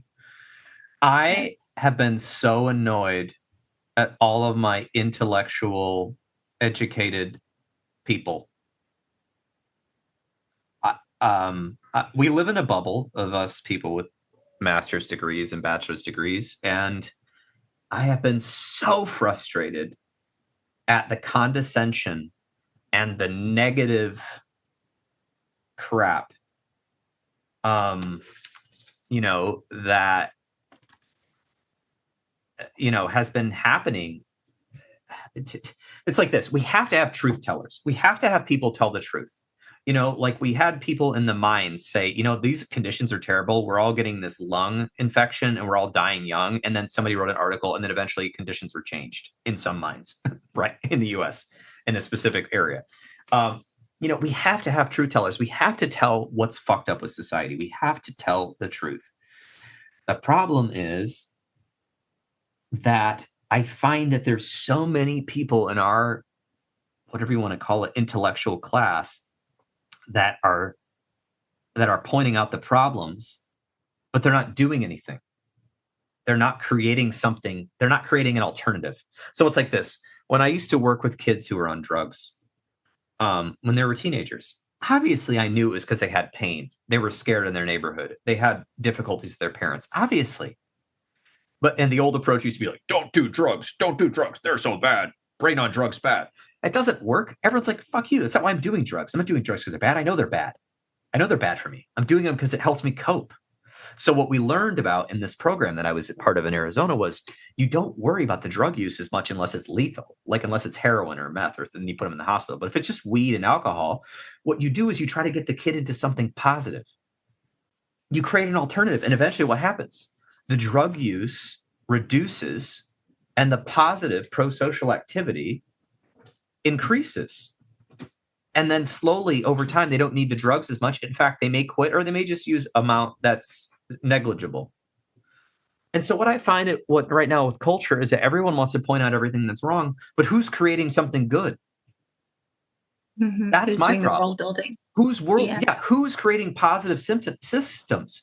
In fact, if we could create some positive systems, I think all these people that are like, they're voting against their interests. Don't they know they're voting against their interests? Actually, I think they do know they're voting against their interests at this point, but they don't agree with your cultural message of your condescending message and your tribalism. So it's like, on one side of the US, it's like, they're all tribalists. Look at them. They're all wearing certain hats or whatever. And it's like, you're doing the same thing. Like if you want to change society, we have to build positive things. We have to figure out how to get all of those people that maybe don't agree with us on things to find something meaningful with their life to invest in. Otherwise, they invest in tribal identity, which is when you have nothing, when you have no money and you have no prowess, you identify with your captors, like with Stockholm syndrome, like you identify with your abusers. So yeah, I look up to these people that are controlling the military and the power and the unfair economics. They're my heroes. The billionaires are my heroes because I wish I could be like them. But that's a childlike fantasy. You'll never be like them. These are some lucky ducks that were in the right place, right time, right industry, and they had good ideas. And I mean, not Elon. He didn't have good ideas. He came into companies, but Bezos and Gates, great ideas, right place, right time, billionaires. Good for them. Okay, whatever. But like, people need something meaningful to latch onto. And when you have nothing meaningful for those people to participate in, then the best they can do is a watered down BS identification with cool people, or like, I want to be like them, so I'm going to buy a truck. At least I got a truck, right? At least I got that. At least I don't think I'm better than people. And so what I find is that the intellectual class in the US is so smart and so talented and so amazing, but all they can do is point out problems instead of creating solutions. Where's the solutions? And so for me, that's why I created the Violence Prevention Hotline, because everyone's like, it's the guns, it's the guns, it's the guns. Guess what? No shit. But try to convince half of the country of that. They don't care. They say their viewpoint, which I'm not going to say is right or wrong, is that we should have the ability to have a gun and keep it safely, right? And a lot of them do. Okay. But the problem comes in because we have such loose gun laws, of course, that people have too many guns and now kids are getting a hold of them and shooting each other. Whatever. It's not it's like I can't deal with that. That's a cultural issue. But what I can do is I can make a violence hotline to help people that might commit those crimes and hurt people, right? So there's a system I'm trying to create. So that I can't remember the original question because I'm ranting now because you gave me the floor. But basically, this is great.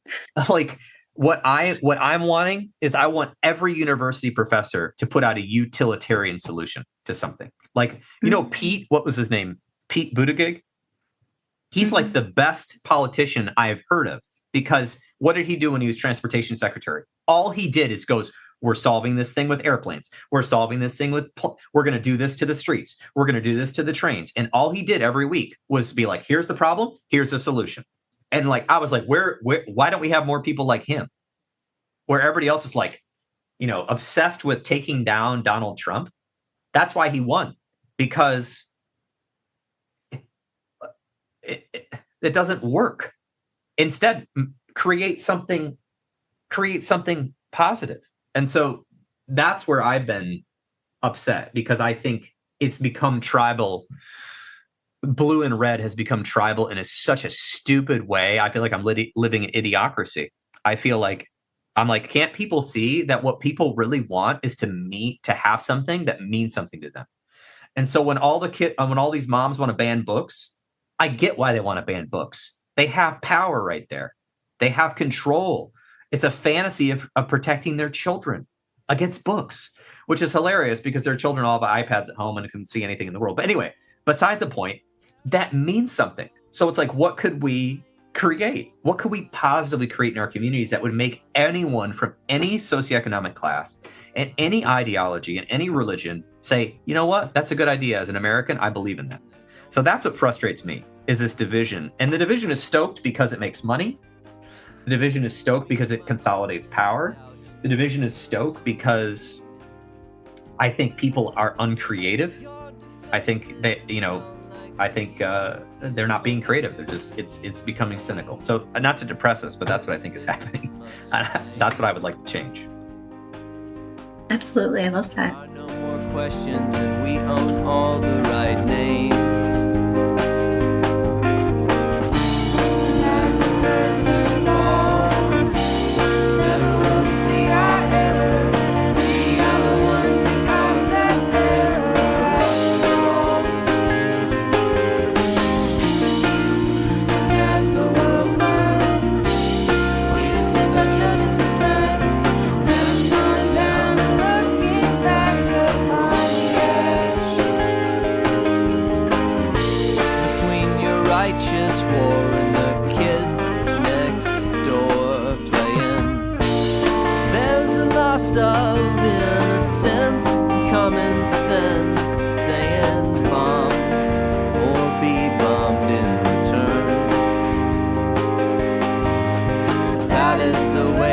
Children are not our concern. That is the way, and their children are not our concern. I'm just taking a moment to digest all of it, because so much of this is stuff that I talk about with my own clients. There's this sense of everyone has an acute awareness of everything that seems to be wrong with the world. Everything that is going wrong with the government, that's going wrong with the water, that's going wrong with, the tigers and pandas going extinct or whatever that may be. But the thing that's so often missing is this sense of, what do we do about it? There's almost, the moment it comes to that conversation of what do we do, this bravado almost disappears, I notice, in the people that I talk to. And this is just anecdotal for me. There's a sense of like, I don't know, this timid hopelessness comes in. And it's rather frustrating for me as well. And that's kind of what I'm hearing from Paul, perhaps, is also this frustration of like, but do things, action. Let's not just sit here in a collective freeze response because everything is on fire. Back to the media, back to the internet, back to, okay, we know everything wrong, so what? They call it doom scrolling for a reason. Okay, pick something. What's going wrong in your neighborhood? Make something positive. I don't know. Because you can't, it's a fantasy to think that any one of us on our phones will be able to change global policy in the next 5 years. You mean I can't tweet my way to world peace? No. I mean, Bill Burr, say what you will about him, but he made this hilarious point because he's married to an African-American woman. He's a white guy.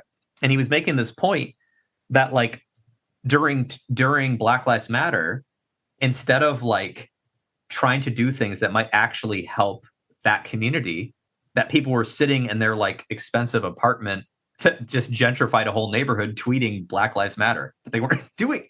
So he's kind of like joking at that. And that, I mean, we all are hypocrites in a way, right?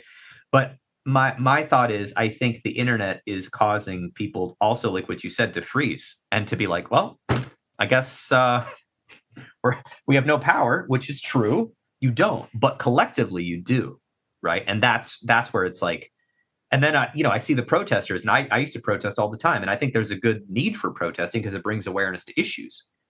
But I even wonder, it's like, how do you?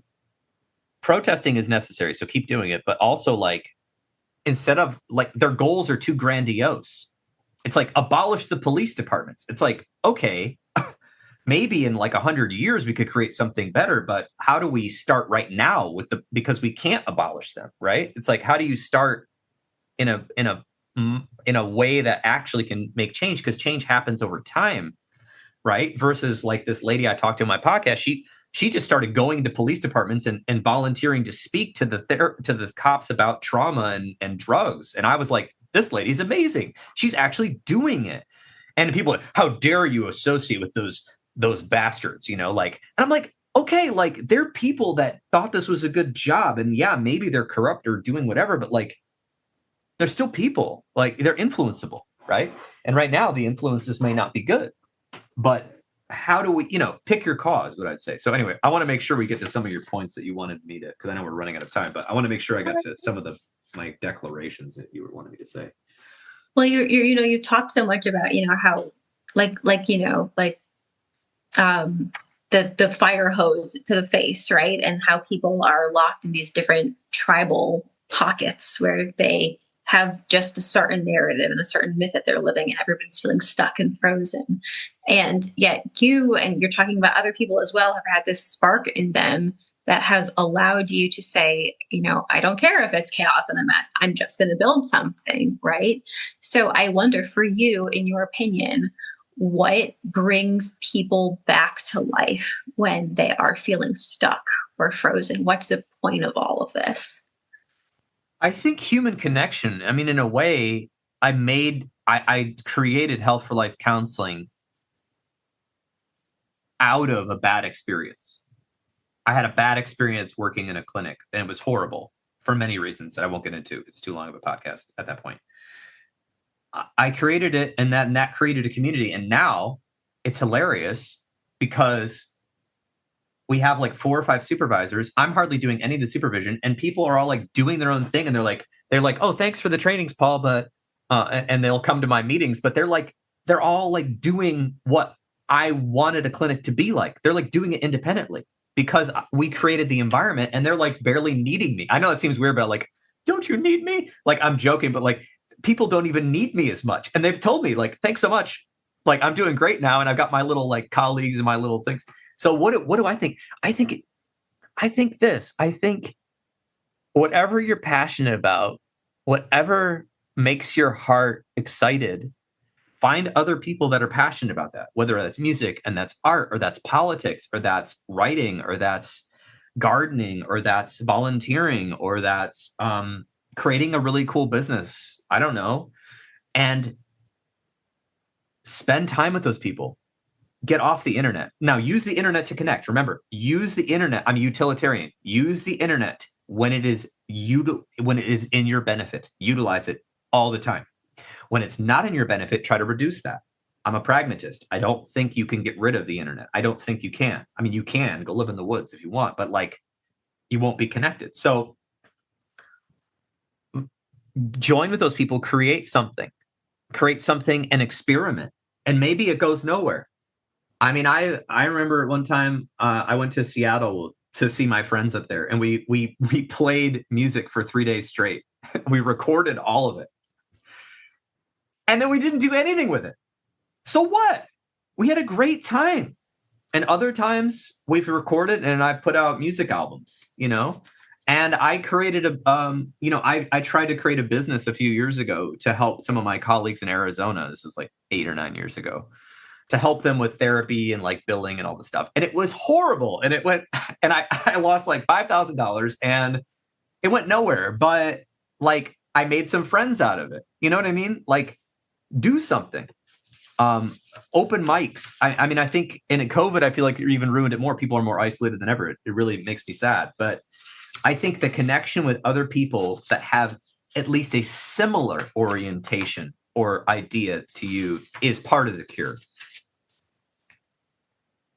I love that. I love that a lot. I hope that anybody who's listening to this podcast can see why we really wanted to make this, right? Because I could just listen to all of these different thoughts and ideas and find all of these different themes and connect everything together for such a long time. It's also, it's inspiring, it's fascinating, it gets you thinking, it gets you reflecting. It's just so great. Josh, do you have any other questions or thoughts?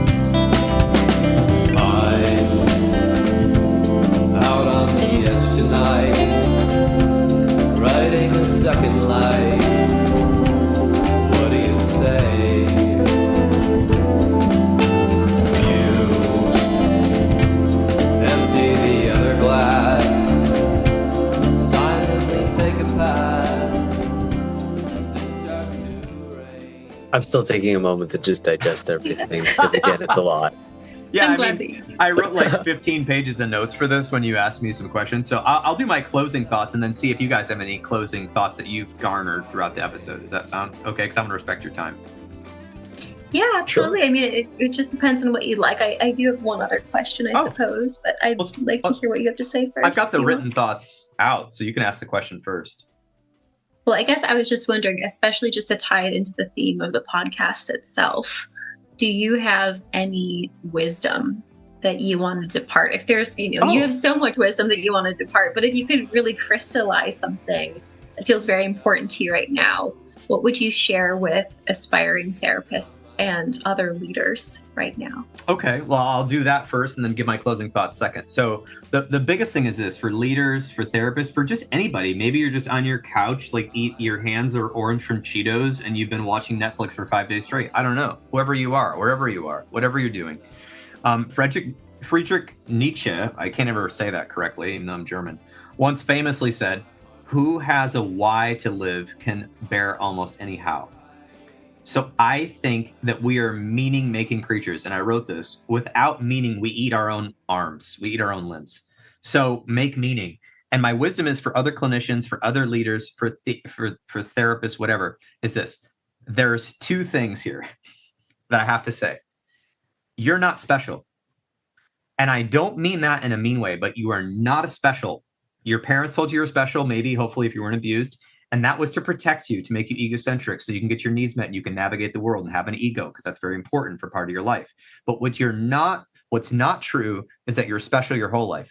You're one of everybody. You're going to go through puberty. You're going to go through the stages of life, and we're all going through it. However, you are unique and beautiful and intelligent, and you have talents and gifts that no one else has. You have talents and gifts that no one else has, and you have a personality that no one else has ever had. And you have a style of relating to people that no one else has ever had because of your unique combination of experiences and your unique upbringings, and your everything that's ever happened to you has made you who you are right now. So what I'd say is this: strive for what you want to do, but don't get too into yourself and your success to forget that you are sharing and you're serving others. You're always sharing and serving, no matter how much money you're making, whether it's none or a lot. And the moment you aren't sharing and serving in your business or as a therapist or as a leader, you're losing the plot. And I think we all lose the plot. I lose the plot and then I come back and I lose the plot. And we always are getting lost because we're influenced. We're fallible creatures. We're mammals that maybe have a soul. I'm not quite sure. I hope we do, but you're not special. One of my favorite bands, Broken Social Scene, once said in their lyrics, "Don't get high on what you create." And what that meant was make art. At least what I thought it meant was make art, make music, make it beautiful, but let other people absorb it and let other people be the judge. Don't try to enforce your meaning on them. Let the other people have their reaction. And then this is the deal. Personal self-care is so important, which means that you've got to take care of yourself first. I know that, but I don't mean that in a stupid, cheesy way where you go buy a bunch of seaweed masks and eat chocolate every night. I don't mean that. I mean that that do it in a way that helps you be who you are without being a self-indulgent egotist. And with that, I say the other part is curate your life. So art galleries curate pictures. Curate your life. Be experimental. Don't ever lose. It's all about balance. Everyone says it's about balance. Be experimental. Try new shit. Josh is on a trip around the world. You're living in another country temporarily or maybe permanently. I don't know.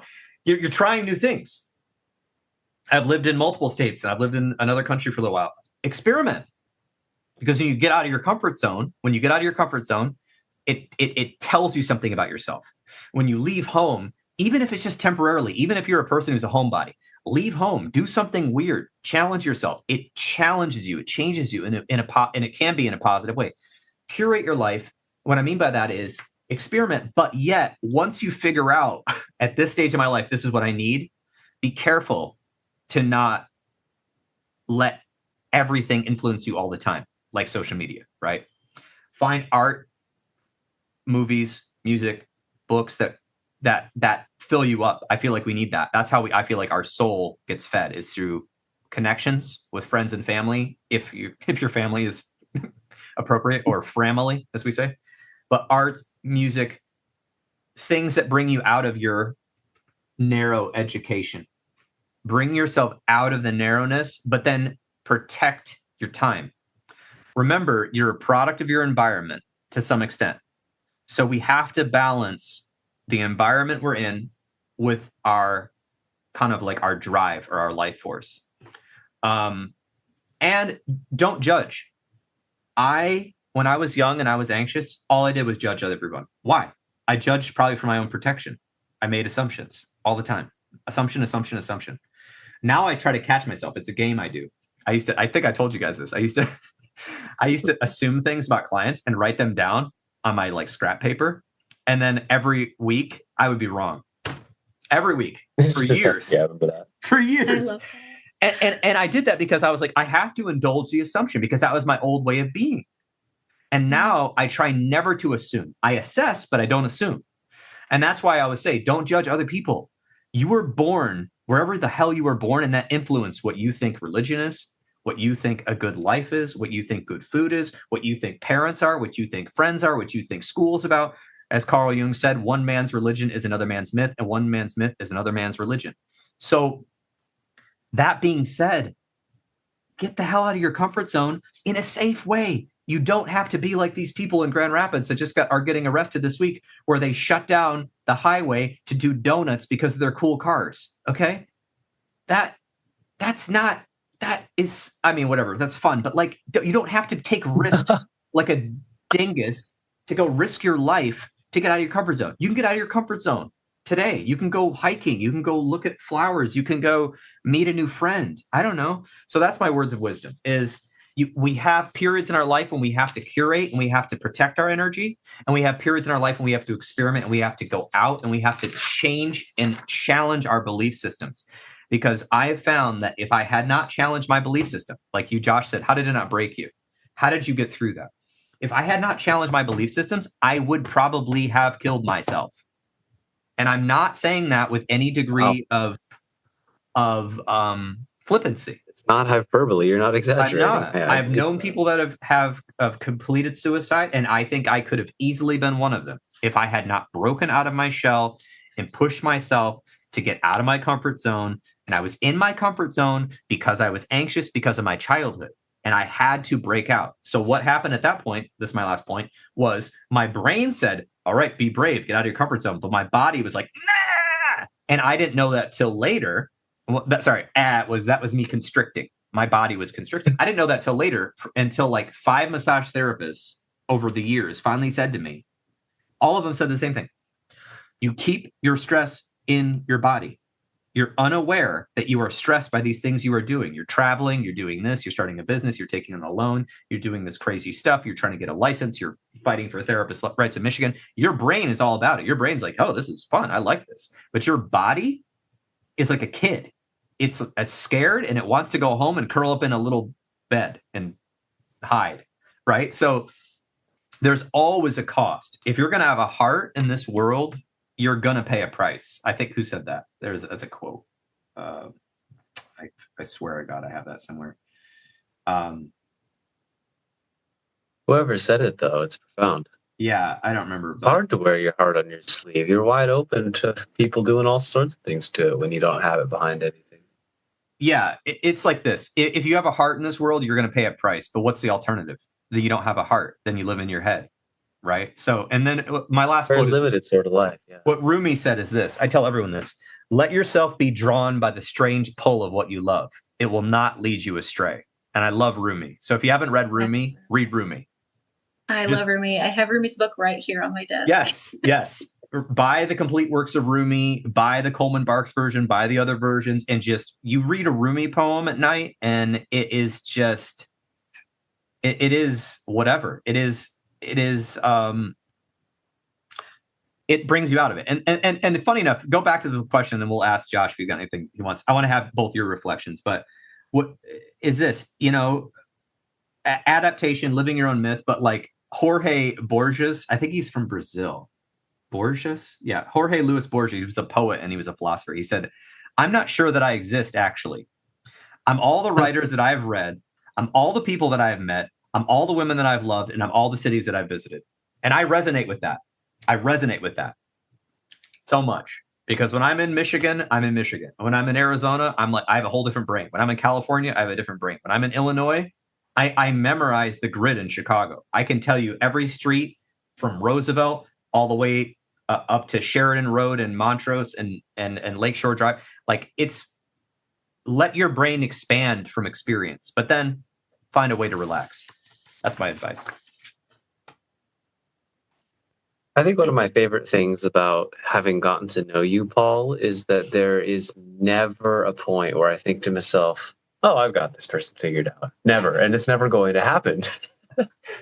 And part of what I really enjoyed about this podcast, too, is that I hope it gives people a window into a really human side of you, that this is how you think, this is how you speak, this is how you look at the world in all of its nuance and complexity. And I think it's very different from the side of you that maybe people get to see as a clinical director, as a therapist, that maybe we have to take some of that complexity and make it more palatable for people. But here, none of that. Complete authenticity, if you will. I really want to thank you for taking the time to share that. Absolutely.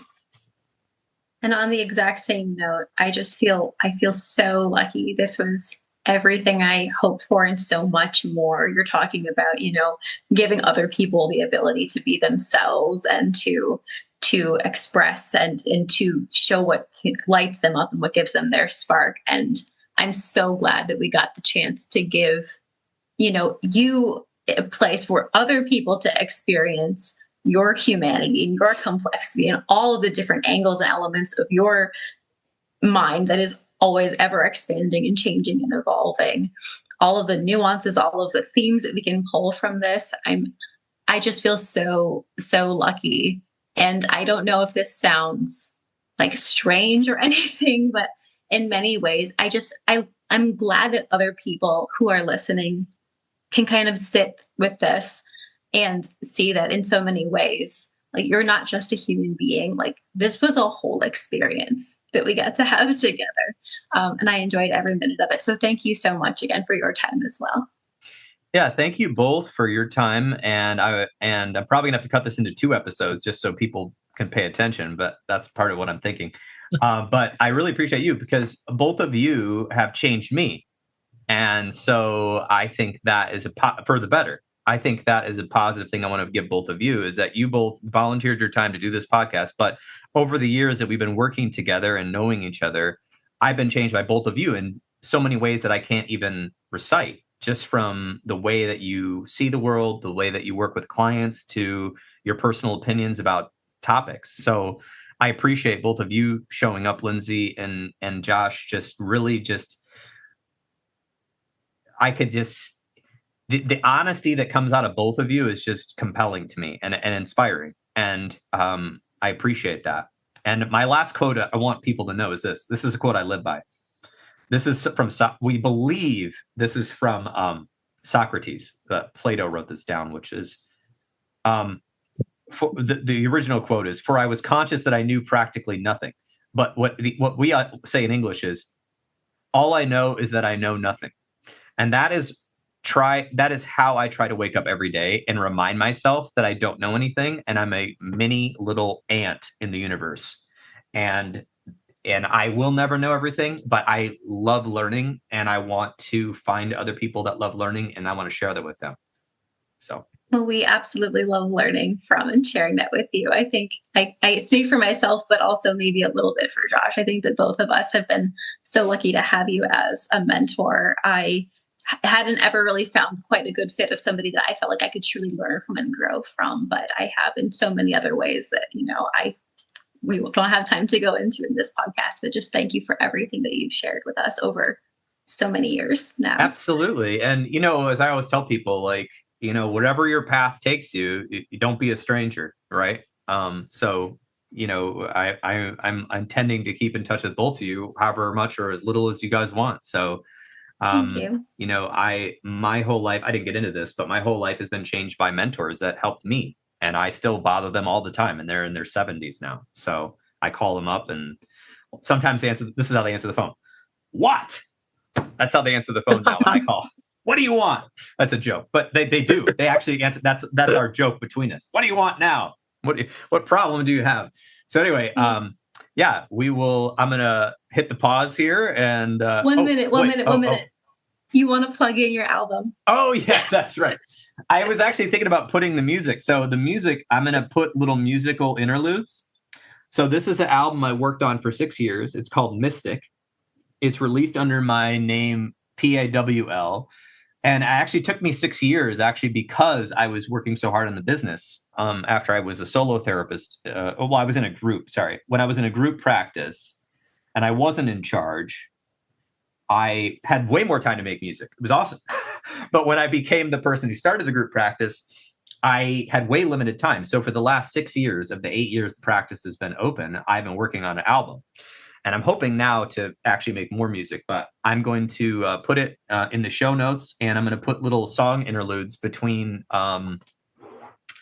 the segments of these 2 episodes, so you can listen to little samples of it as you listen to this podcast. So thank you, Lindsey. Appreciate that.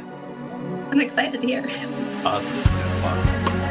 I've found my heuristic. Follow the way of the mystic. Wander 40 days in the desert rain. I see you down. I see you down.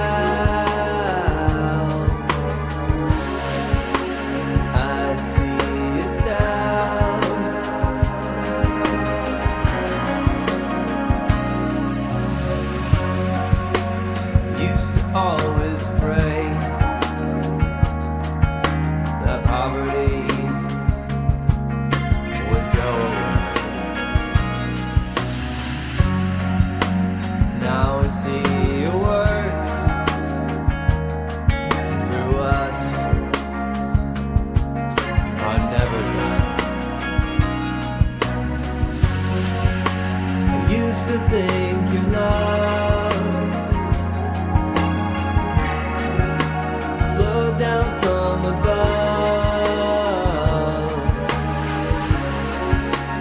Now I see your heart isn't the least of these.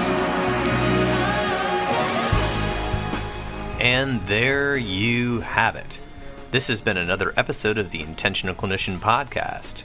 If you are enjoying the show, please leave us a rating on iTunes or share the show with people you know. I would surely appreciate it. As some of you know, I am passionate about preventing future violence in the United States. I have started a nonprofit with colleagues called the National Violence Prevention Hotline, which is a 501c3 organization. We are endeavoring to gain funding and collaborators and volunteers so that we can start a 24/7 hotline and chat line to reach potential perpetrators before they may act violently.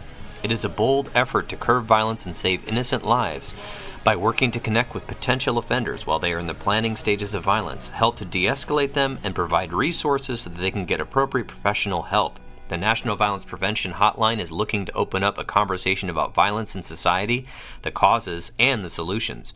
You can learn more by visiting our website at violencepreventionhotline.org. You can get involved by writing your congressperson from our website, sharing it with your network, or even donating to the cause.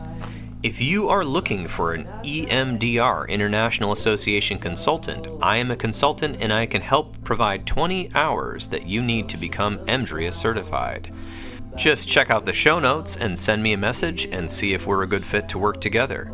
If you are in need of counseling, do not hesitate to make an appointment with a local counselor in your area.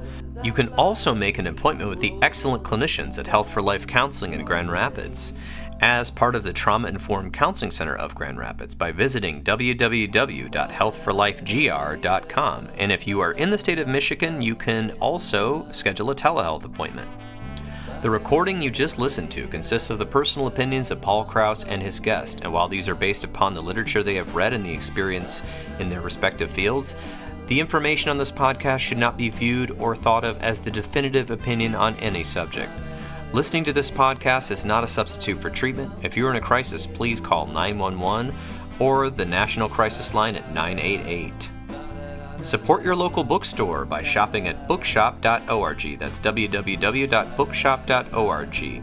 It donates a percentage of sales to local bookstores all across the United States, which I think gives character to our cities and a place to hang out and a place to explore. You can order from the comfort of your own home online while supporting businesses near you.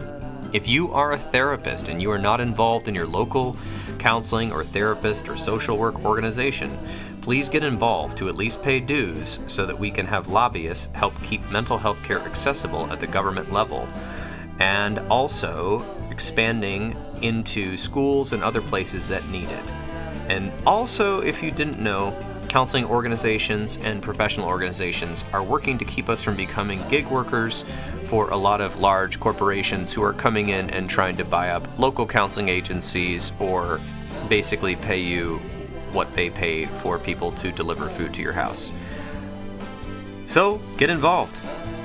Until next time on The Intentional Clinician, I wish you all a safe and peaceful week.